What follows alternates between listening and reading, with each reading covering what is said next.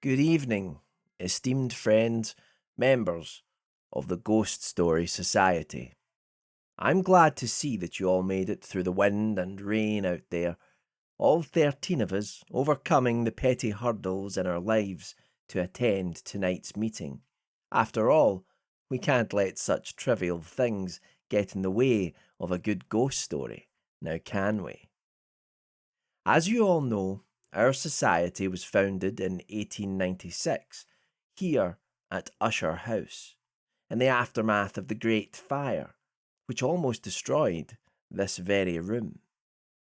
When the fire was finally extinguished, 13 bodies were found in strangely contorted poses, reaching out, not to an exit, but to the centre of the room, a cold spot which remained untouched by the fire.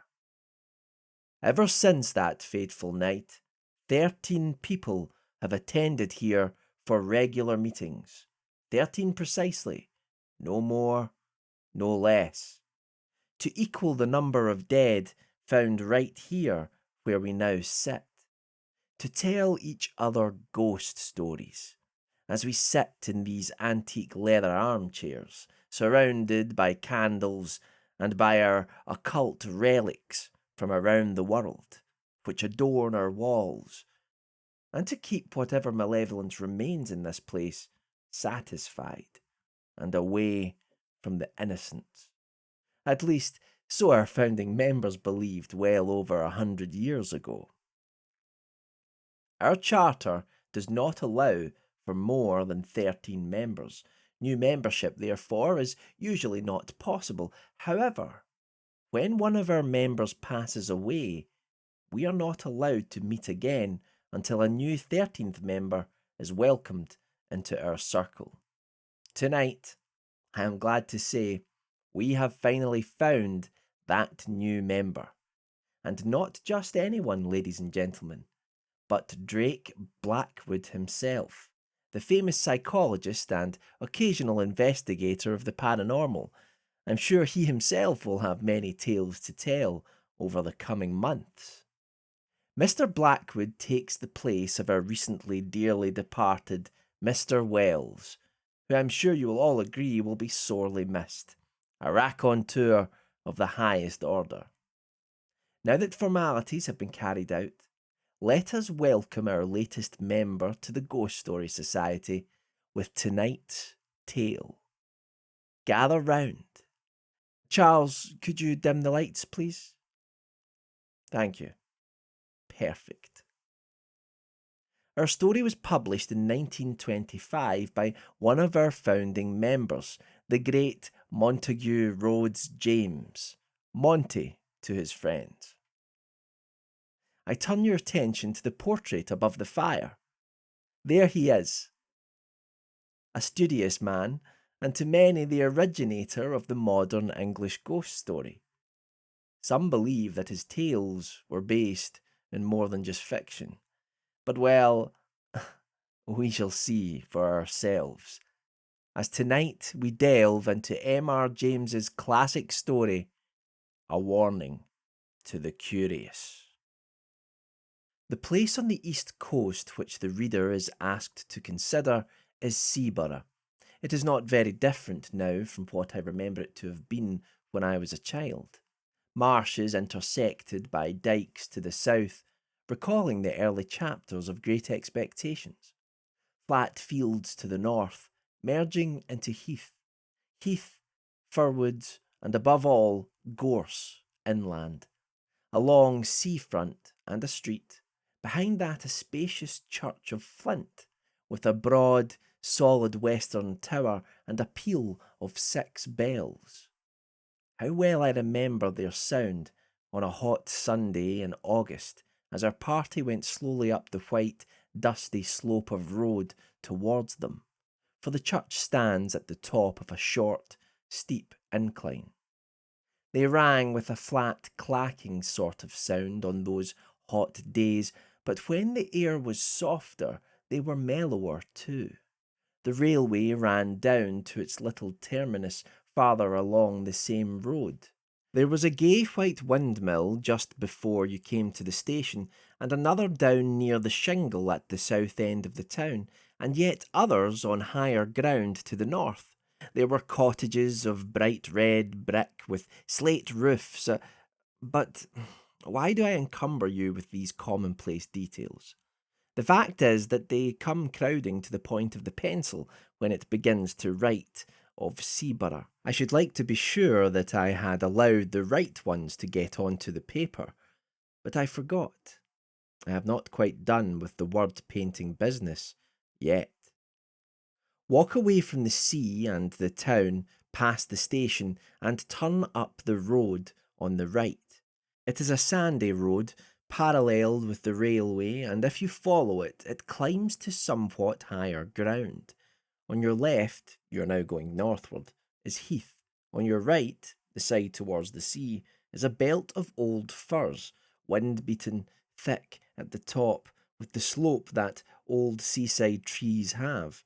Seen on the skyline from the train, they would tell you in an instant, if you did not know it, that you were approaching a windy coast. Well, at the top of my little hill, a line of these firs strikes out and runs towards the sea, for there is a ridge that goes that way, and the ridge ends in a rather well-defined mound commanding the level fields of rough grass, and a little knot of fir trees crowns it. And here you may sit on a hot spring day, very well content to look at blue sea, white windmills, red cottages, bright green grass, church tower, and distant Martello Tower on the south. As I have said, I began to know Seaborough as a child, but a gap of a good many years separates my early knowledge from that which is more recent. Still, it keeps its place in my affections, and any tales of it that I pick up have an interest for me. One such tale is this. It came to me in a place very remote from Seaborough, and quite accidentally, from a man whom I had been able to oblige, enough in his opinion to justify his making me his confidant to this extent. "I know all that country more or less," he said. "I used to go to Seaborough pretty regularly for golf in the spring. I generally put up at the Bear with a friend. Henry Long, it was. You knew him, perhaps?" "Slightly," I said. "And we used to take a sitting room and be very happy there. Since he died, I haven't cared to go there, and I don't know that I should anyhow after the particular thing that happened on our last visit. It was in April. We were there, and by some chance we were almost the only people in the hotel. So the ordinary public rooms were practically empty, and we were the more surprised when, after dinner, our sitting room door opened, and a young man put his head in. We were aware of this young man. He was rather a rabbity, anemic subject, light hair and light eyes, but not unpleasing. So when he said, "I beg your pardon, is this a private room?" we did not growl and say, "Yes, it is," but Long said, or I did, no matter which, "Please, come in." "Oh, may I?" he said, and seemed relieved. Of course, it was obvious that he wanted company, and as he was a reasonable kind of person, not the sort to bestow his whole family history on you, we urged him to make himself at home. "I dare say you found the other rooms rather bleak," I said. Yes, he did, but it was really too good of us, and so on. That being got over, he made some pretence of reading a book. Long was playing patience, I was writing. It became plain to me after a few minutes that this visitor of ours was in rather a state of fidget or nerves, which communicated itself to me, and so I put away my writing and turned to at engaging him in talk. After some remarks, which I forget, he became rather confidential. "You'll find it very odd of me," this was the sort of way he began, "but the fact is I've had something of a shock." Well, I recommended a drink of some cheering kind, and we had it. The waiter coming in made an interruption. and I thought our young man seemed very jumpy when the door opened. But after a while he got back to his woes again. There was nobody he knew in the place, and he did happen to know who we both were. It turned out there was some common acquaintance in town, and really he did want a word of advice, if we didn't mind. Of course, we both said, by all means, or not at all, and Long put away his cards, and we settled down to hear what his difficulty was. It began, he said, more than a week ago, when I bicycled over to Froston, only about 5 or 6 miles, to see the church. I'm very much interested in architecture, and it's got one of those pretty porches with niches and shields. I took a photograph of it, and then an old man who was tidying up in the churchyard came and asked if I'd care to look into the church. I said yes, and he produced a key and let me in. There wasn't much inside, but I told him it was a nice little church and he kept it very clean. But, I said, the porch is the best part of it. We were just outside the porch then, and he said, ah, yes, that is a nice porch, and do you know, sir, what's the meaning of that coat of arms there? It was the one with the 3 crowns, and though I'm not much of a herald, I was able to say, yes, I thought it was the old arms of the Kingdom of East Anglia. That's right, sir, he said, and do you know the meaning of them 3 crowns that's on it? I said I'd no doubt it was known, but I couldn't recollect to have heard it myself. Well then, he said, for all you're scholard, I can tell you something you don't know. Them's the 3 holy crowns what was buried in the ground near by the coast to keep the Germans from landing. Ah, I can see you don't believe that. But I tell you, if it hadn't have been for one of them holy crowns being there still, them Germans would ha' landed here time and again. They would. Landed with their ships and killed man, woman, and child in their beds. Now then, that's the truth what I'm telling you. That is. And if you don't believe me, you ask the rector. There he comes. You asked him, I says. I looked round, and there was the rector, a nice-looking old man, coming up the path. And before I could begin assuring my old man, who was getting quite excited, that I didn't disbelieve him, the rector struck in and said, What's all this about, John? Good day to you, sir. Have you been looking at our little church? So then there was a little talk which allowed the old man to calm down, and then the rector asked him again what was the matter. Oh, he said, it weren't nothink, only I was telling this gentleman he'd ought to ask you about them holy crowns. Ah, yes, to be sure, said the rector. That's a very curious matter, isn't it? But I don't know whether the gentleman is interested in our old stories, eh? Oh, he'll be interested fast enough, says the old man. He'll put his confidence in what you tells him, sir. Why, you known William Ager yourself, father, and son too.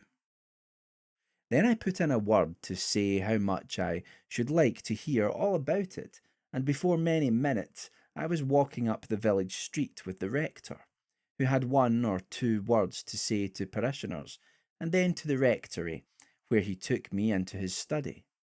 He had made out, on the way, that I really was capable of taking an intelligent interest in a piece of folklore, and not quite the ordinary tripper. So he was very willing to talk.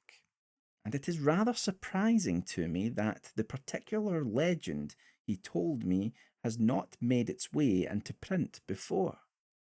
His account of it was this. There has always been a belief in these parts in the 3 holy crowns. The old people say they were buried in different places near the coast to keep off the Danes or the French or the Germans. And they say that one of the 3 was dug up a long time ago, and another has disappeared by the encroaching of the sea, and one's still left doing its work, keeping off invaders.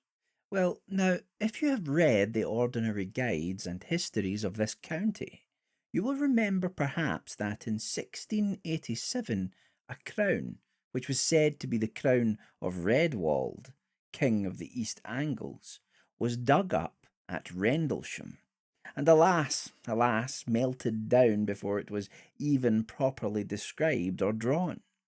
Well, Rendlesham isn't on the coast, but it isn't so very far inland, and it's on a very important line of access.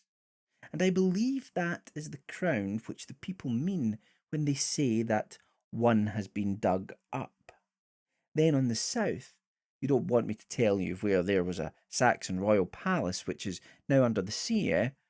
Well, there was the second crown, I take it, and up beyond these two, they say, lies the third. Do they say where it is, of course? I asked. He said, yes, indeed, they do, but they don't tell, and his manner did not encourage me to put the obvious question.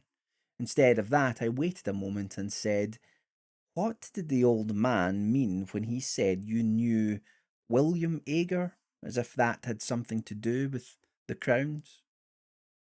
To be sure, he said. Now that's another curious story. These Agers, it's a very old name in these parts, but I can't find that they were ever people of quality or big owners. These Agers say or said that their branch of the family were the guardians of the last crown. A certain old Nathaniel Ager was the first one I knew. I was born and brought up quite near here, and he, I believe, camped out at the place during the whole of the war of 1870. William, his son, did the same. I know, during the South African War. And young William, his son, who has only died fairly recently, took lodgings at the cottage nearest the spot, and I've no doubt hastened his end, for he was a consumptive by exposure and night watching, and he was the last of that branch.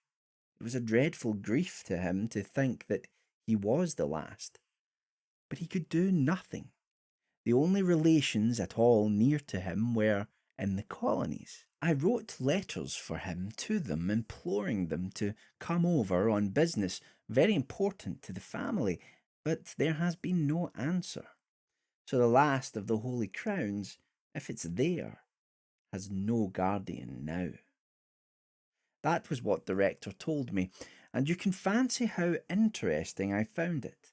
The only thing I could think of when I left him was how to hit upon the spot where the crown was supposed to be. I wish I'd left it alone, but there was a sort of fate in it. For as I bicycled back past the churchyard wall, my eye caught a fairly new gravestone, and on it was the name of William Ager. Of course, I got off and read it. It said, of this parish, died at Seaborough, aged 28. There it was, you see. A little judicious questioning in the right place, and I should at least find the cottage nearest the spot. Only I didn't quite know what was the right place to begin my questioning at. Again, there was fate. It took me to the curiosity shop down that way, you know, and I turned over some old books, and, if you please, one was a prayer book of 1740 odd, and a rather handsome binding. I'll just go and get it. It's in my room. He left us in a state of some surprise, but we had hardly time to exchange any remarks when he was back, panting, and handed us the book opened at the flyleaf, on which was, in a straggly hand, Nathaniel Ager is my name, and England is my nation. Seaborough is my dwelling place, and Christ is my salvation. When I am dead and in my grave, and all my bones are rotten. I hope the Lord will think on me when I am quite forgotten. This poem was dated 1754, and there were many more entries of Agers, Nathaniel, Frederick, William, and so on, ending with the most recent, also named William. You see, he said, anybody would call it the greatest bit of luck. I did, but I don't now. Of course, I asked the shopman about William Ager, and of course he happened to remember that he lodged in a cottage in the North Field and died there. This was just chalking the road for me. I knew which the cottage must be. There is only one sizable one about there. The next thing was to scrape some sort of acquaintance with the people, and I took a walk that way at once. A dog did the business for me. He made at me so fiercely that they had to run out and beat him off, and then naturally begged my pardon, and we got into talk. I had only to bring up Ager's name and pretend I knew or thought I knew something of him, and then the woman said how sad it was, him dying so young, and she was sure it came of him spending the night out of doors in the cold weather. Then I had to say, did he go out on the sea at night? And she said, oh no, it was on the hillock yonder with the trees on it. And there I was. I know something about digging in these barrows. I've opened many of them in the Down County. But that was with owner's leave and in broad daylight and with men to help. I had to prospect very carefully here before I put a spade in. I couldn't trench across the mound, and with those old firs growing there, I knew there would be awkward tree roots. Still, the soil was very light and sandy and easy, and there was a rabbit hole or so that might be developed into a sort of tunnel. The going out and coming back at odd hours to the hotel was going to be the awkward part. When I made up my mind about the way to excavate, I told the people that I was called away for a night, and I spent it out there. I made my tunnel. I won't bore you with the details of how I supported it, and filled it in when I'd done. But the main thing is that I got the crown. Naturally, we both broke out into exclamations of surprise and interest. I, for one, had long known about the finding of the crown at Rendlesham, and had often lamented its fate. No one has ever seen an Anglo-Saxon crown, at least no one had, but our man gazed at us with a rueful eye. Yes, he said, and the worst of it is, I don't know how to put it back. Put it back, we cried out. Why, my dear sir, you've made one of the most exciting finds ever heard of in this country. Of course, it ought to go to the jewel house at the tower. What's your difficulty? If you're thinking about the owner of the land and treasure trove and all that, we can certainly help you through. Nobody's going to make a fuss about technicalities in a case of this kind. Probably more was said, but all he did was to put his face in his hands and mutter, I don't know how to put it back. At last Long said, you'll forgive me, I hope, if I seem impertinent, but are you quite sure you've got it? I was wanting to ask much the same question myself, for of course the story did seem a lunatic's dream when one thought over it. But I hadn't quite dared to say what might hurt the poor man's feelings. However, he took it quite calmly, really, with the calm of despair, you might say. He sat up and said, oh, yes, there's no doubt of that. I have it here in my room, locked up in my bag. You can come and look at it if you like. I won't offer to bring it here. We were not likely to let the chance slip. We went with him. His room was only a few doors off. The boots was just collecting shoes in the passage, or so we thought. Afterwards, we were not sure. Our visitor, his name was Paxton, was in a worse state of shivers than before, and went hurriedly into the room, and beckoned us after him, turned on the light, and shut the door carefully. Then he unlocked his kit bag, and produced a bundle of clean pocket handkerchiefs, in which something was wrapped, laid it on the bed, and undid it. I can now say I have seen an actual Anglo-Saxon crown. It was of silver, as the Rendlesham one is always said to have been. It was set with some gems, mostly antique, intaglios and cameos, and was of rather plain, almost rough workmanship. In fact, it was like those you see on the coins and in the manuscripts. I found no reason to think it was later than the 9th century. I was intensely interested, of course, and I wanted to turn it over in my hands, but Paxton prevented me. "Don't you touch it," he said. "I'll do that." And with a sigh that was, I declare to you, dreadful to hear, he took it up and turned it about so that we could see every part of it. "Seen enough," he said at last, and we nodded. He wrapped it up and locked it in his bag, and stood looking at us dumbly. "Come back to our room," Long said, "and tell us what the trouble is." He thanked us and said, "Will you go first and see if the coast is clear?" That wasn't very intelligible, for our proceedings hadn't been, after all, very suspicious, and the hotel, as I said, was practically empty.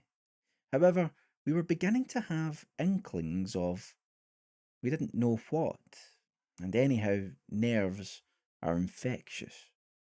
So we did go, first peering out as we opened the door, and fancying, I found we both had the fancy, that a shadow, or more than a shadow, but it made no sound, passed from before us to one side as we came out into the passage. "It's all right," we whispered to Paxton.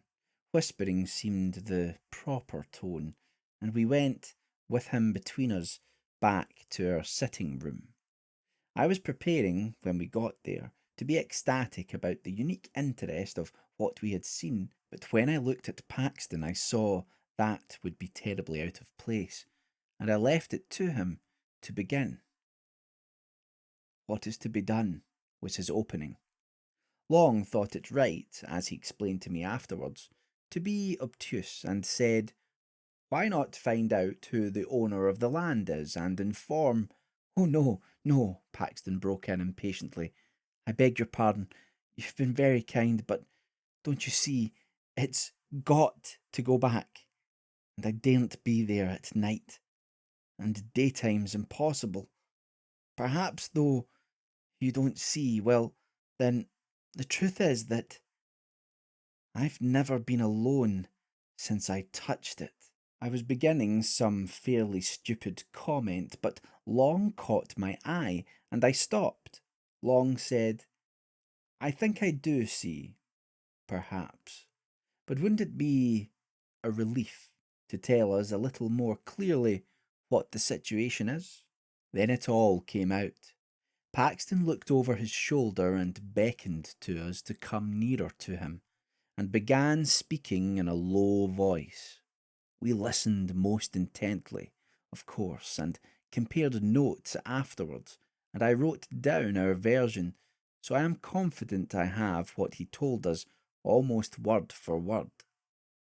He said, "It began when I was first prospecting, and put me off again and again.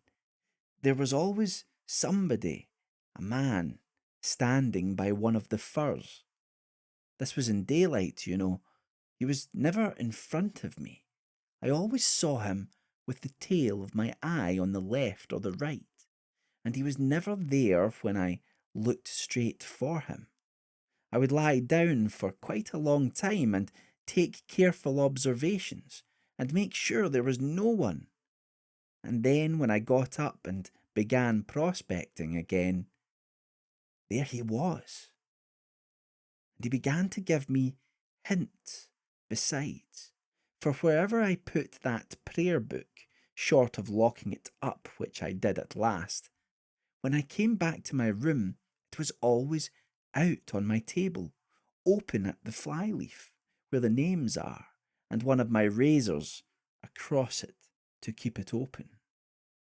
I'm sure he just can't open my bag, or something more would have happened. You see, he's light and weak. But all the same, I daren't face him. Well, then, when I was making the tunnel, of course it got worse, and if I hadn't been so keen, I should have dropped the whole thing and run. It was like someone scraping at my back all the time. I thought for a long time it was only soil dropping on me. But as I got nearer the crown, it was unmistakable. And when I actually laid it bare and got my fingers into the ring of it and pulled it out, there came a sort of cry behind me. Oh, I can't tell you how desolate it was, and horribly threatening too. It spoilt all my pleasure in my find, cut it off at that moment, and if I hadn't been the wretched fool I am, I should have put the thing back and left it. But I didn't. The rest of the time was just awful. I had hours to get through before I could decently come back to the hotel. First, I spent time filling up my tunnel and covering my tracks, and all the while, he was there, trying to thwart me. Sometimes, you see him, and sometimes you don't. Just as he pleases, I think. He's there, but he has some power over your eyes.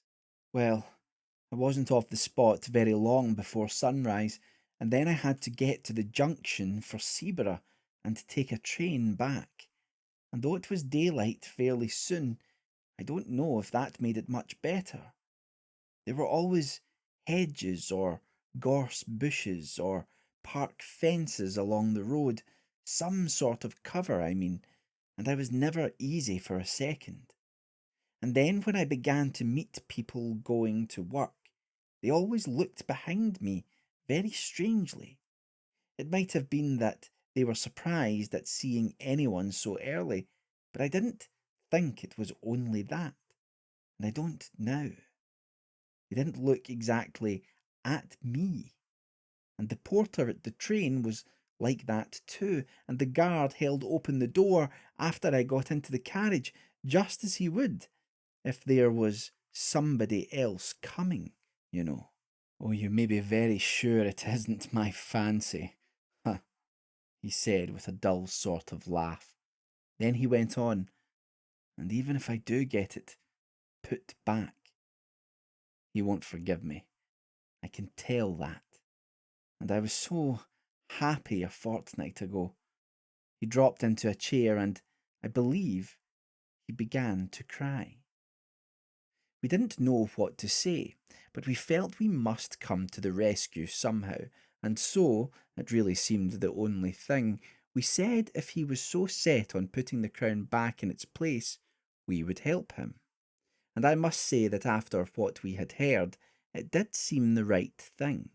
If these horrid consequences had come on this poor man, might there not really be something in the original idea of the crown having some curious power bound up with it to guard the coast? At least that was my feeling, and I think it was Long's too. Our offer was very welcome to Paxton, anyhow. When could we do it? It was nearing 10:30. Could we contrive to make a late walk plausible to the hotel people that very night? We looked out of the window. There was a brilliant full moon, the Paschal moon. Long undertook to tackle the boots and propitiate him. He was to say that we should not be much over the hour, and if we did find it so pleasant that we stopped out a bit longer, we would see that he didn't lose by sitting up. Well, we were pretty regular customers of the hotel, and did not give much trouble, and were considered by the servants to be not under the mark in the way of tips, and so the boot was propitiated and let us out on to the sea front, and remained, as we heard later, looking after us. Paxton had a large coat of his arm, under which was the wrapped up crown. So we were off on this strange errand before we had time to think how very much out of the way it was. I have told this part quite shortly on purpose, for it really does represent the haste with which we settled our plan and took action. The shortest way is up the hill and through the churchyard, Paxton said, as we stood a moment before the hotel looking up and down the front. There was nobody about, nobody at all. Seaborough, out of the season, is an early, quiet place.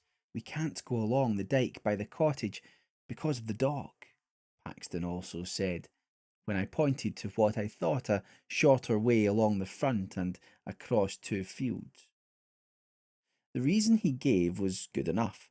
We went up the road to the church and turned in at the churchyard gate. I confess to having thought that there might be some lying there who might be conscious of our business. But if it was so, they were also conscious that one who was on their side, so to say, had us under surveillance, and we saw no sign of them. But under observation we felt we were, as I have never felt it at another time. Especially was it so when we passed out of the churchyard into a narrow path with close, high hedges, through which we hurried as Christian did through the valley, and so got out into open fields. Then along hedges, though I would sooner have been in the open, where I could see if anyone was visible behind me, over a gate or two, and then a swerve to the left, taking us up onto the ridge which ended in that mound. As we neared it, Henry Long felt, and I felt too, that there were what I can only call dim presences waiting for us, as well as a far more actual one attending us. Of Paxton's agitation all this time I can give you no adequate picture. He breathed like a hunted beast, and we could not either of us look at his face. How he would manage when we got to the very place we had not troubled to think. He had seemed so sure that that would not be difficult. Nor was it. I never saw anything like the dash with which he flung himself at a particular spot in the side of the mound and tore at it, so that in a very few minutes the greater part of his body was out of sight. We stood holding the coat and that bundle of handkerchiefs, and looking very fearfully, I must admit, about us. There was nothing to be seen. A line of dark firs behind us made one skyline, more trees and the church tower half a mile off on the right, cottages and a windmill on the horizon on the left, calm sea, dead in front, faint barking of a dog at a cottage on a gleaming dyke between us and it. Full moon making that path we know across the sea, the eternal whisper of the Scotch firs just above us, and of the sea in front. Yet, in all this quiet, an acute, an acrid consciousness of a restrained hostility very near us, like a dog on a leash that might be let go at any moment. Paxton pulled himself out of the hole and stretched a hand back to us. "Give it to me," he whispered. "Unwrapped." He pulled off the handkerchiefs, and he took the crown. The moonlight just fell on it as he snatched it. We had not ourselves touched that bit of metal, and I have thought since that it was just as well. In another moment Paxton was out of the hole again, and busy shovelling back the soil with hands that were already bleeding. He would have none of our help, though. It was much of the longest part of the job to get the place to look undisturbed. Yet, I don't know how, he made a wonderful success of it. At least he was satisfied, and we turned back. We were a couple of 100 yards from the hill when Long suddenly said to him, "I say, you've left your coat there. That won't do, see?" And I certainly did see the long dark overcoat lying where the tunnel had been. Paxton had not stopped, however.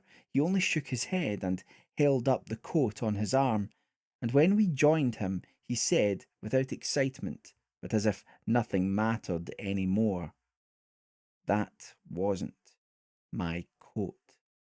And indeed, when we looked back again, that dark thing was not to be seen. Well, we got out onto the road and came rapidly back that way.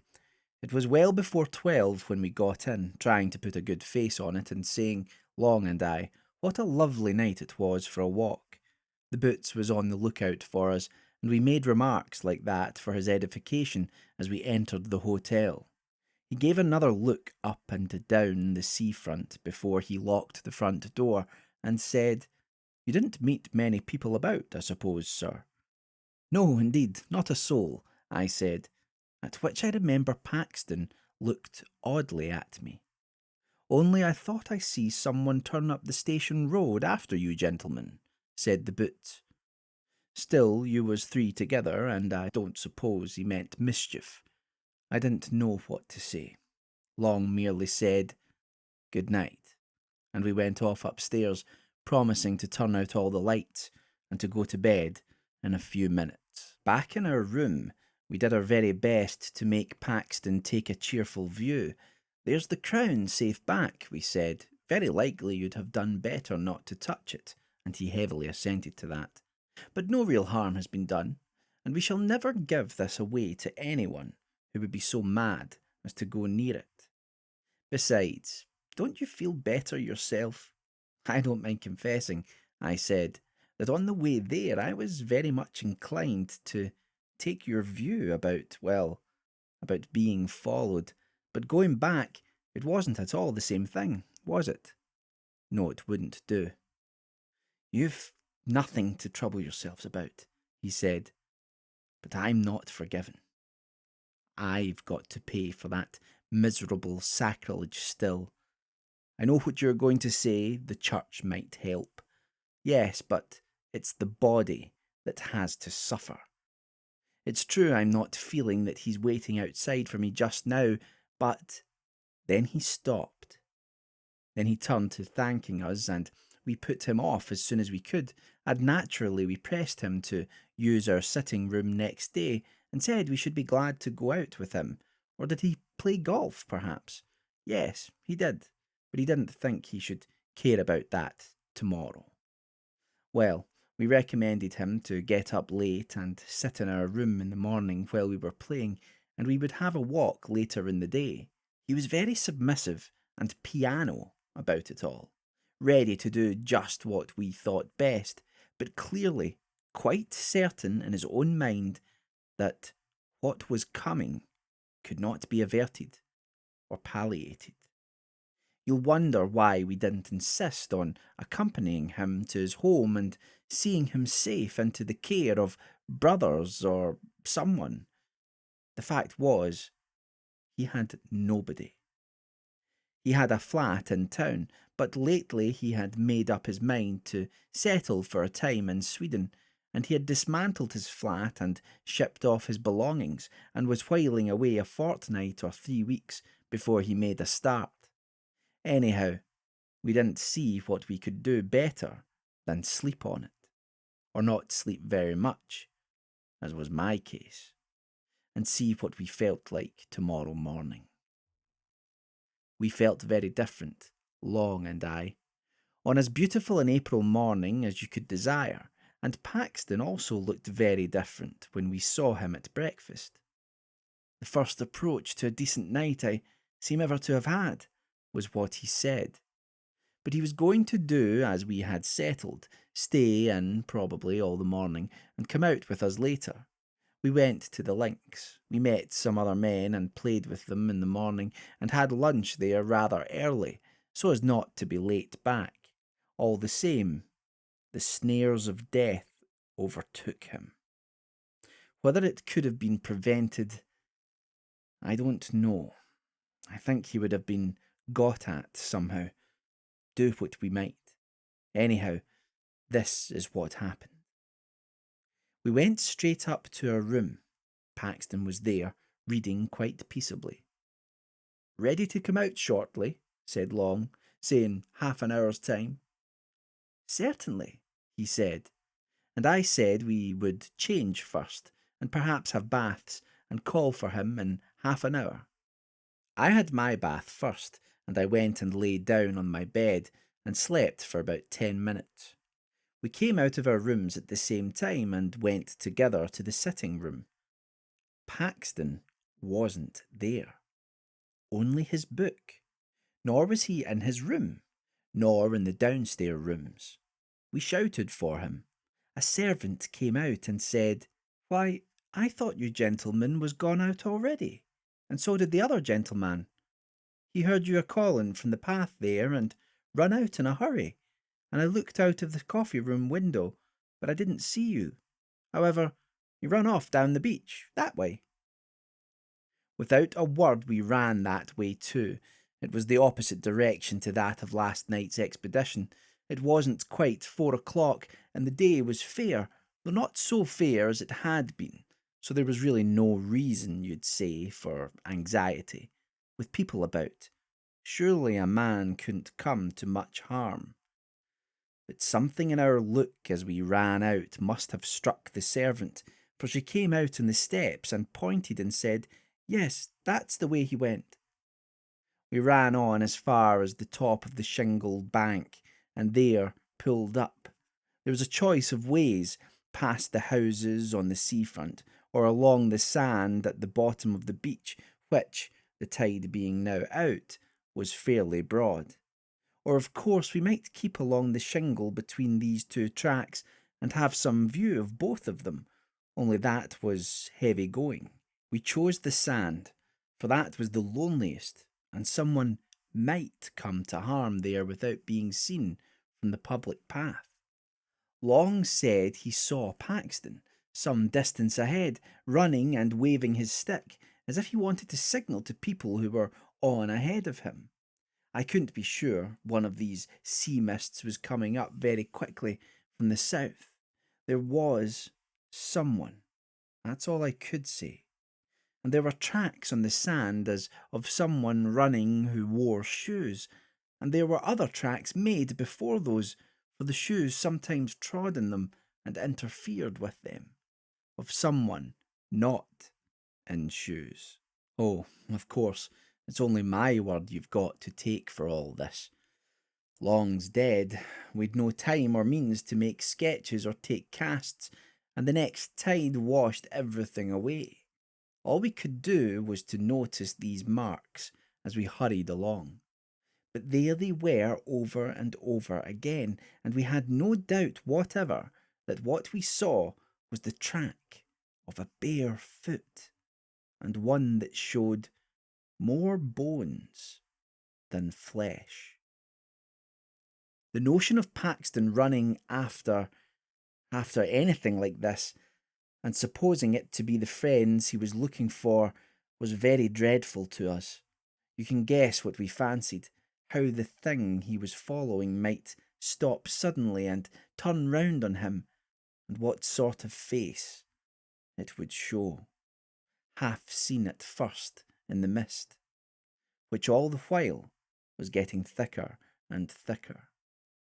And as I ran on wondering how the poor wretch could have been lured into mistaking that other thing for us, I remembered his saying, "He has some power over your eyes." And then I wondered what the end would be, for I had no hope now that the end could be averted, and, well, there is no need to tell all the dismal and horrid thoughts that flitted through my head as we ran on into the mist. It was uncanny, too, that the sun should still be bright in the sky, and we could see nothing. We could only tell that we were now past the houses, and had reached that gap there is between them and the old Martello Tower. When you are past the tower, You know there is nothing but shingle for a long way, not a house, not a human creature, just that spit of land, or rather shingle, with the river on your right and the sea on your left. But just before that, just by the Martello Tower, you remember there is the old battery, close to the sea. I believe there are only a few blocks of concrete left now. The rest has all been washed away. But at this time there was a lot more, though the place was a ruin. Well, when we got there, we clambered to the top as quick as we could to take breath and look over the shingle in front if by chance the mist would let us see anything. But a moment's rest we must have. We had run a mile at least. Nothing whatever was visible ahead of us, and we were just turning by common consent to get down and run hopelessly on when we heard what I can only call a laugh. And if you can understand what I mean by a breathless, a lungless laugh, you have it. But I don't suppose you can. It came from below and swerved away into the mist. That was enough. We bent over the wall. Paxton was there at the bottom. You don't need to be told that he was dead. His tracks showed that he had run along the side of the battery, had turned sharp round the corner of it, and small doubt of it, must have dashed straight into the open arms of someone who was waiting there. His mouth was full of sand and stones, and his teeth and jaws were broken to bits. I only glanced once at his face. At the same moment, just as we were scrambling down from the battery to get to the body, we heard a shout and saw a man running down the bank of the Martello Tower. He was the caretaker stationed there, and his keen old eyes had managed to descry through the mist that something was wrong. He had seen Paxton fall, and had seen us a moment after running up. Fortunate this, for otherwise we could hardly have escaped suspicion of being concerned in the dreadful business. Had he, we asked, caught sight of anybody attacking our friend, he could not be sure. We sent him off for help and stayed by the dead man till they came with the stretcher. It was then that we traced out how he had come, on the narrow fringe of sand under the battery wall. The rest was shingle, and it was hopelessly impossible to tell whither the other had gone. What were we to say at the inquest? It was a duty, we felt, not to give up, there and then, the secret of the crown, to be published in every paper. I don't know how much you would have told, but what we did agree upon was this: to say that we had only made acquaintance with Paxton the day before, and that he had told us he was under some apprehension of danger at the hands of a man called William Ager. Also that we had seen some other tracks beside Paxton's when we followed him along the beach, but of course by that time everything was gone from the sands. No one had any knowledge, fortunately, of any William Ager living in the district. The evidence of the man at the Martello Tower freed us from all suspicion. All that could be done was to return a verdict of wilful murder by some person or persons unknown. Paxton was so totally without connections that all the inquiries that were subsequently made ended in a no thoroughfare, and I have never been at Sebra, or even near it, since. You may now turn on the light. Well, ladies and gentlemen, a fine account from M.R. James, and a fitting tale for our Mr. Blackwood, who is now the 13th member of our Ghost Story Society. After all, in Mr. Blackwood's line of work, I am sure he would concede that he has often investigated such strange cases, perhaps lifting the veil for a moment to reveal a glimpse of the uncanny. Perhaps this tale has encouraged him to be more careful in the future and to take it as the author intended, as a warning to the curious.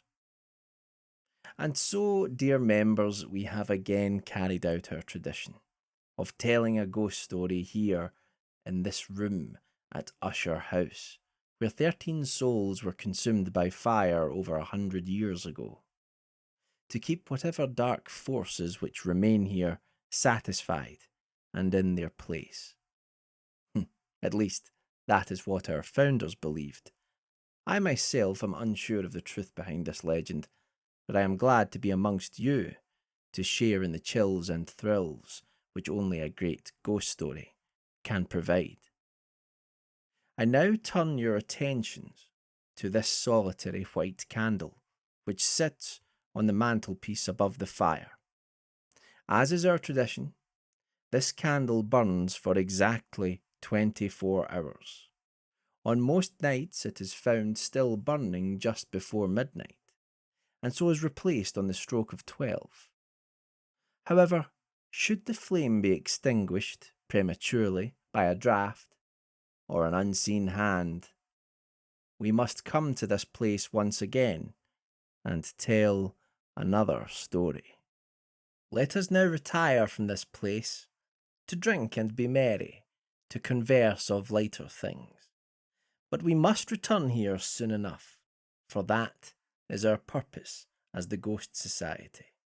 To this dimly lit room where whispered voices have spoken for over a century, to share in such tales meant only for the brave. Let us now depart quietly.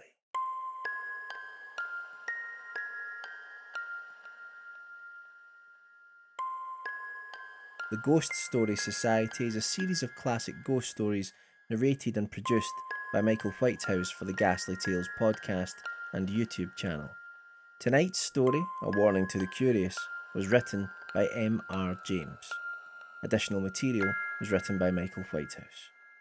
If you would like to support my work, much of which appears on the show, you can contribute to my Patreon.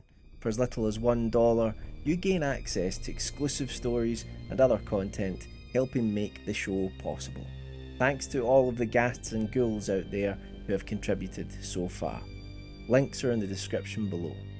Unpleasant dreams, dear listeners, and we'll see you next time for another Ghastly Tale.